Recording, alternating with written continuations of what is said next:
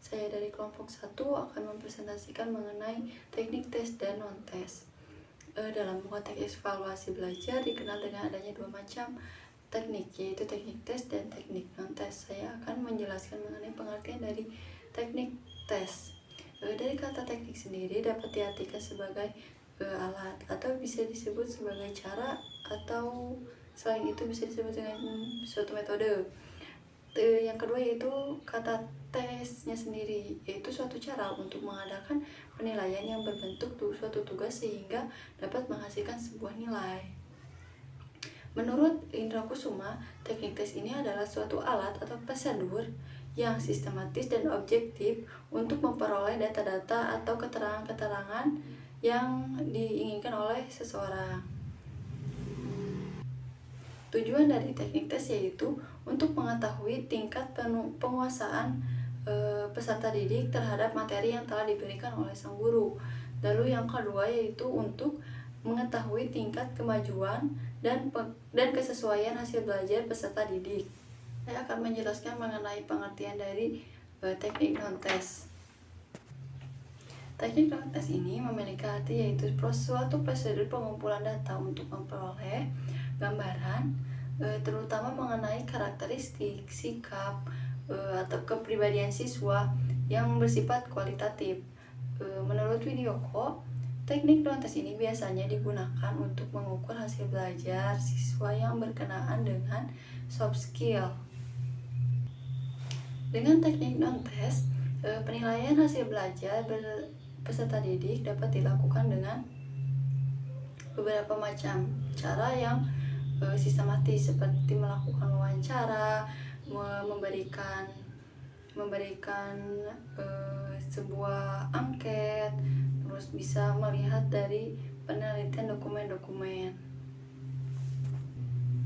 Teknik non-tes memiliki fungsi yang pertama yaitu sebagai umpan balik bagi perbaikan proses belajar mengajar. Yang kedua yaitu sebagai laporan pengajuan belajar siswa kepada orang tuanya agar sang orang tua mengetahui perkembangan belajarnya dari sang anak.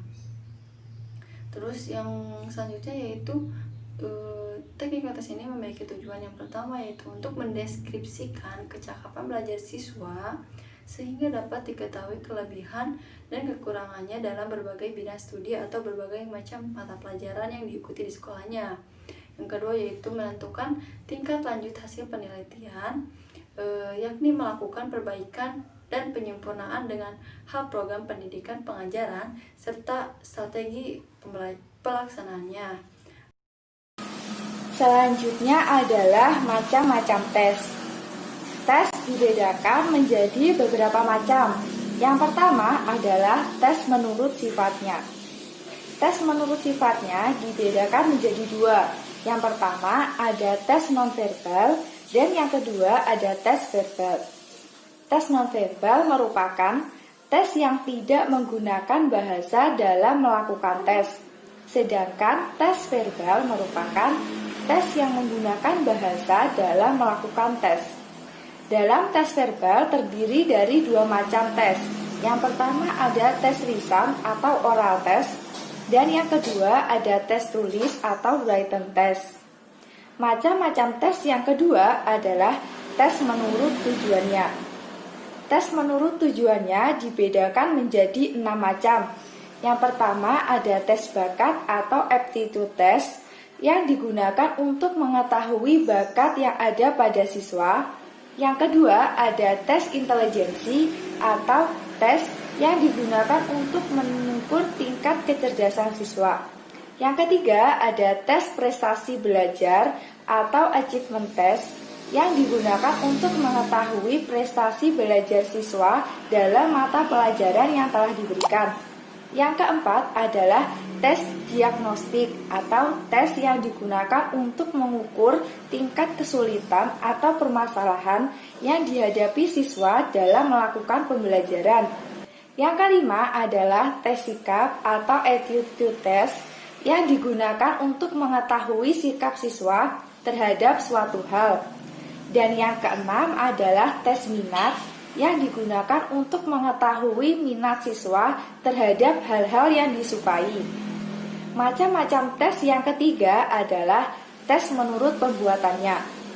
Tes menurut pembuatannya dibedakan menjadi dua macam. Yang pertama ada tes terstandar atau standar direct test yang merupakan tes yang diciptakan atau dibuat oleh tim ahli dalam bidang pembuatan tes. Dan yang kedua adalah tes buatan guru atau teacher made test yang dibuat oleh guru. Macam-macam tes yang keempat yaitu tes menurut bentuknya. Tes menurut bentuknya dibedakan menjadi dua macam. Yang pertama ada tes uraian atau essay test dan yang kedua ada tes objektif. Tes uraian atau essay test merupakan tes yang memberikan kesempatan kepada siswa untuk menjawab pertanyaan secara bebas. Dalam essay test ini terbagi menjadi dua macam. Yang pertama ada uraian bebas atau free essay test dan yang kedua ada tes terbatas atau limited essay test. Tes objektif dibagi menjadi dua macam. Yang pertama ada variasi hampir tidak berbeda dengan essay test, yang mana tes ini memiliki dua macam. Yang pertama adalah the short answer atau jawaban singkat, dan yang kedua adalah complication test atau melengkapi.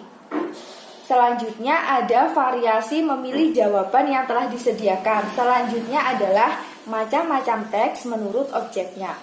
Macam-macam teks menurut objeknya terdiri dari dua macam. Yang pertama, tes individual atau tes yang dilakukan secara individu. Dan yang kedua adalah tes kelompok atau tes yang dilakukan secara berkelompok. Selanjutnya adalah macam-macam non-tes. Non-tes dibedakan menjadi tiga macam. Yang pertama adalah observasi atau pengamatan, yaitu kegiatan melakukan penilaian sesuatu melalui pengamatan secara langsung. Yang kedua ada interview atau wawancara, yaitu merupakan kegiatan melakukan tanya jawab untuk mendapatkan informasi. Dan yang ketiga adalah angket atau kuesioner, yang dimana pengumpulan data melalui. Yang ketiga adalah angket atau kuesioner melalui pertanyaan secara tertulis. Baik, selanjutnya di sini saya akan menjelaskan perbedaan antara teknik tes dan non-tes. Teman-teman bisa melihat tabel yang ada di samping. Yang pertama itu ada tujuannya. Tujuan tes dan non-tes berbeda. Tujuan tes adalah untuk mengukur hasil belajar siswa dari pengetahuannya atau cara berpikirnya. Sedangkan non-tes bertujuan untuk mengukur hasil belajar siswa dari kepribadian dan kejiwaannya. Yang kedua ada ranah. Nah, ranah ini sebagaimana yang sudah saya jelaskan di tujuan, maka ranah tes adalah menekankan pada aspek kognitif, sedangkan non-tes menekankan pada aspek afektif dan psikomotorik. Yang ketiga ada proses penilaiannya. Pada tes, proses penilaiannya dengan menguji secara tes tulis, sedangkan pada non-tes, proses penilaiannya dengan mengamati melalui observasi, angket, studi kasus, dan lain-lain. Yang keempat, ada sifat penilaian. Tes bersifat kuantitatif karena mengevaluasi hasil belajar dari aspek kognitif. Sedangkan non-tes bersifat kualitatif karena mengevaluasi hasil belajar dari ranah sikap dan keterampilan. Nah, yang terakhir itu ada kemungkinan jawaban. Tes kemungkinan jawabannya adalah pasti karena ada jawaban benar atau salah. Sedangkan non-tes jawabannya tidak pasti karena tidak ada jawaban salah atau jawaban benar. Semua itu tergantung pada kondisi peserta didik, sehingga guru tidak boleh menyalahkan atau membenarkan jawaban peserta didik.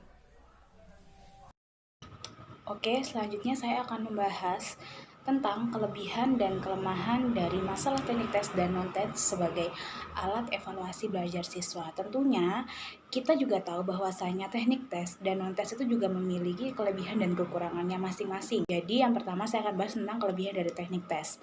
Kelebihan dari teknik tes itu yang pertama yaitu jawaban mudah dijangkau oleh siswa.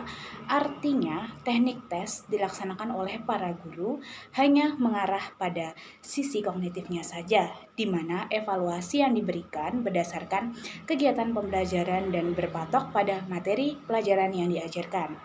Kemudian kelebihan yang kedua, teknik tes tidak memerlukan proses berpikir yang panjang karena teknik tes pada evaluasi pembelajaran sifatnya mengarah pada materi yang diajarkan saja dan soal-soal yang diberikan biasanya berbentuk seperti pilihan ganda di mana jawaban yang pasti sudah ada dalam pilihan jawaban yang tertera. Kemudian yang ketiga, waktu yang digunakan juga singkat. Artinya dalam pelaksanaan tes ini hanya memerlukan waktu yang singkat dibandingkan dengan teknik non-tes. Nah, kemudian kelemahannya apa? Nah, kelemahan yang pertama yaitu jawaban bersifat spekulatif. Artinya hanya menurut pandangan dan pendapat siswa sendiri tanpa memperdulikan maksud dari soal ataupun instruksi yang diberikan. Jadi menurut siswa, ya udah ini menurutku ya menurutku seperti itu. Terus kelemahan yang kedua yaitu kerjasama antar siswa sangat terbuka. Jadi berpeluang bagi siswa ketika melaksanakan ujian, kemungkinan besar kita bisa siswa tersebut itu bisa mencontek. Seperti itu. Teknik non-tes sendiri juga memiliki kelebihan dan kekurangannya masing-masing. Nah, kelebihannya antara lain yang pertama bersifat komprehensif atau menyeluruh, di mana pelaksanaannya untuk menilai berbagai aspek, baik aspek kognitif, afektif, bahkan psikomotor. Namun yang ditekankan adalah aspek afektifnya saat proses pembelajaran berlangsung tentunya. Kemudian yang kedua, mampu mengevaluasi proses pembelajaran yang berhubungan dengan kondisi kejiwaan siswa. Misalnya, persepsi terhadap mata pelajaran bahkan tentang guru yang mengajar. Kemudian, yang ketiga, dapat memacu perbaikan proses pembelajaran di kemudian hari atas hasil evaluasi yang dikemukakan atau pemberian masukan oleh siswa itu sendiri. Kemudian, kekurangannya apa sih? Nah, kekurangannya itu ada 5. Nah, yang pertama, sulit menganalisis objek evaluasi non-tes, yaitu siswanya sendiri. Kemudian, yang kedua, sulitnya mengembangkan kriteria untuk menilai hasil pendidikan, terutama pada aspek afektif siswa. Yang ketiga, kurang terampilnya guru dalam mengevaluasi afektif sebagai hasil pendidikan. Yang keempat, kekurangan bahan kepustakaan tentang evaluasi dalam pembelajaran. Dan yang terakhir, terlalu banyaknya ujian yang dilaksanakan saat mata pelajaran. Nah, itu dia tadi kelebihan dan kelemahan atau kekurangan dari masalah teknik tes dan non-tes sebagai alat hasil evaluasi pembelajaran.